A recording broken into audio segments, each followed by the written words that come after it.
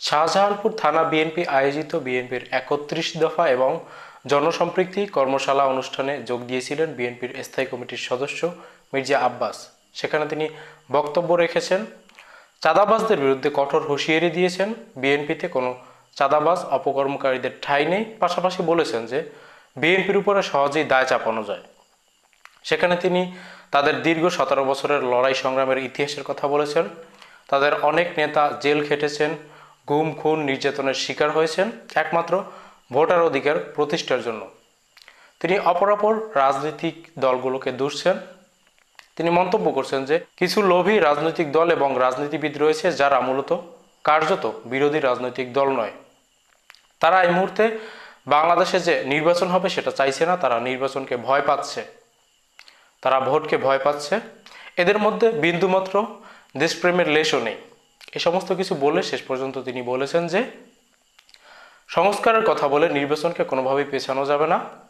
June জুলাইয়ের মধ্যে দ্রুত সংস্কার করে নির্বাচন দিতে হবে।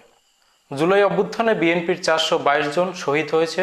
যে সমস্ত রাজনৈতিক দল নির্বাচনের বিরোধিতা করে তাদের কতজন শহীদ হয়েছে এরকম প্রশ্ন তিনি ছুড়ে দিয়েছেন। তার এই বক্তব্যের মোট দুটি পয়েন্ট রয়েছে। প্রথম পয়েন্ট হচ্ছে, তাদের যে সিদ্ধান্ত সেই সিদ্ধান্তের বাইরে অপর যে সমস্ত রাজনৈতিক দলগুলো রয়েছে, অর্থাৎ যারা নির্বাচন পেছানোর কথা বলছেন, তারা সবাই দেশদ্রোহী বা তাদের মধ্যে দেশপ্রেমের কোনো লেশমাত্র নেই।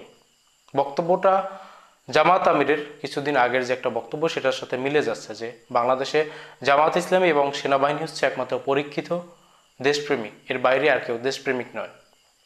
আমরা জামাত আমিরের সেই যে মন্তব্য সেটার তীব্র প্রতিবাদ জানিয়েছি।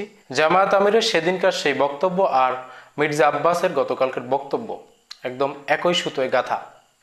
যারা আমাদের মতের বিরুদ্ধে যাবে তাদেরকে আদার্স করে ফেলা, তাদেরকে ট্যাগিং করা এবং তাদের উপরে আমাদের মত চাপিয়ে দেওয়ার যে প্রবণতা, এটাই একটা স্বৈরাচারী মনোভাব।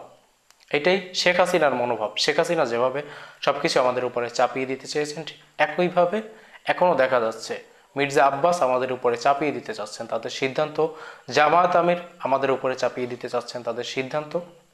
এই জায়গা থেকে বেরিয়ে আসতে হবে। মির্জা আব্বাসের বক্তব্যের দ্বিতীয় যে পয়েন্টটা সেটা হচ্ছে, এত কিছু বলার একমাত্র কারণ দ্রুত সময়ের মধ্যে নির্বাচন দিতে হবে এবং সেটা জুন জুলাইয়ের মধ্যে। বিএনপিও সরকারের সাথে একটা জায়গায় সহাবস্থানে এসেছে, সেটা হচ্ছে ডিসেম্বরেই নির্বাচন যেন সম্পন্ন হয়, কিন্তু উনি জুন জুলাইয়ের মধ্যে দ্রুত সময় সংস্কার করে নির্বাচন দিতে বলছেন। এখন মূল আলাপে আসি। জাতীয় ঐক্যমত্য কমিশন গত ৬ মার্চ একটা চিঠি প্রেরণ করেছে ৩২টি নিবন্ধিত রাজনৈতিক দলকে, যাদের কাছে একটা স্প্রেডশিট পাঠানো হয়েছে যেখানে ১৪৪টি সংস্কার প্রস্তাব পাঠানো হয়েছে। সেখান থেকে রাজনৈতিক দলগুলো যেটা পছন্দ করবেন সেটাতে হা মত দেবেন এবং যেটা না পছন্দ করবেন সেটাতে না মত দেবেন। এই ধরনের টিক চিহ্নের ব্যবস্থা রয়েছে। বিএনপি সেখানে এই হা এবং নার মধ্য দিয়ে তাদের উত্তর দিতে পারবে না, সেটা ইতিমধ্যে জানিয়ে দিয়েছে। তারা লিখিতভাবে এই উত্তরটা দেবে এবং সেটার জন্য তাদের আরও অনেক সময়ের প্রয়োজন রয়েছে। কিন্তু জাতীয় ঐক্যমত্য কমিশন আজকের তারিখ অর্থাৎ ১৩ই মার্চের মধ্যেই এই জবাব দেওয়ার জন্য দিনক্ষণ বেঁধে দিয়েছিল। বিএনপি সেই দিনক্ষণ এড়িয়ে যাচ্ছে, তারা আরও সময় চাইছে এবং তারা বলছে যে তাদের প্রতিনিধির পরবর্তী প্রধান উপদেষ্টার সাথে যে বৈঠক হবে সেই বৈঠকে তাকে জানাবেন যে তারা লিখিত আকারে এটা উপস্থাপন করবেন। এখন কথা হচ্ছে, এই যে ঐক্যমত্য কমিশন যে স্প্রেডশিট পাঠিয়েছে সেটার মধ্য দিয়ে কিন্তু সংস্কারের চূড়ান্ত সিদ্ধান্ত নয়। আগে এখানে যাচাই বাছাই হবে যে কে কোনটার পক্ষে রয়েছেন। এরপরে জাতীয় ঐক্যমত্য কমিশন ঐক্যমত গঠনের জন্য আবার আলাদাভাবে প্রচেষ্টা চালাবে।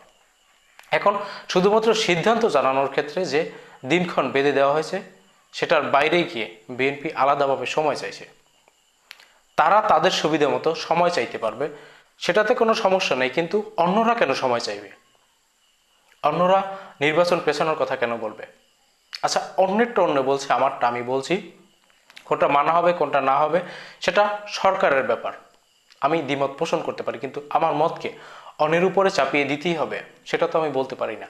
এই যে স্বৈরাচারী মনোভাব, এখান থেকে সকল রাজনৈতিক দলকে বেরিয়ে আসতে হবে।